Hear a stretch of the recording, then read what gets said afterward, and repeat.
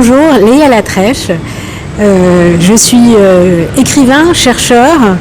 Je suis aujourd'hui invitée à l'Institut français de Tanger pour présenter mon dernier ouvrage, Généalogie des villes du Maroc aux portes du monde, qui traite de l'histoire des villes. Ce livre vient dans un cadre plus vaste sur les généalogies des villes d'Afrique du Nord.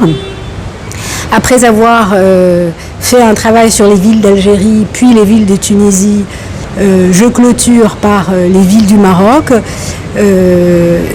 C'est à mes yeux une traversée à travers ce territoire commun culturellement, historiquement et humain, mais dont bien évidemment le Maroc a une spécificité.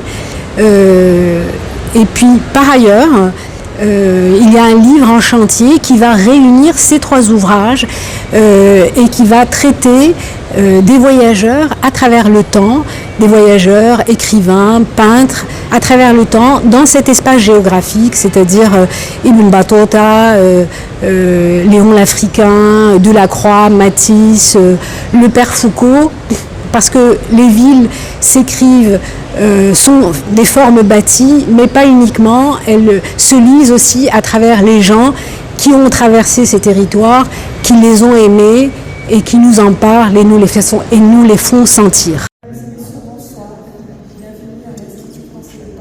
Approche géopolitique, historique et socio-linguistique. Au-delà de l'ouvrage lui-même, cette rencontre nous invite à porter un regard renouvelé sur les villes qui décrit les villes du Maroc, des villes côtières, du nord au sud en passant par l'intérieur et l'oriental, un guide qui nous dresse l'arbre généalogique. Ce qui m'intéresse, c'est la ville comme forme, bien sûr, mais aussi comme mémoire, comme épaisseur de temps. Partir d'une hypothèse, on peut lire le Maroc évidemment à travers ces villes, riches de contrastes, travaillées par deux puissances très fortes, souvent concurrentes. Cela ne produit pas une forme urbaine unifiée.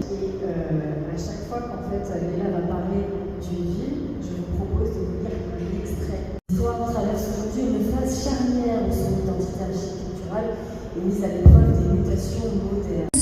Fès sut préserver son âme. Sous les Almoravides puis les Almohades, elle resta un centre spirituel et intellectuel majeur où coexistaient et périphérie entre visibilité et retrait.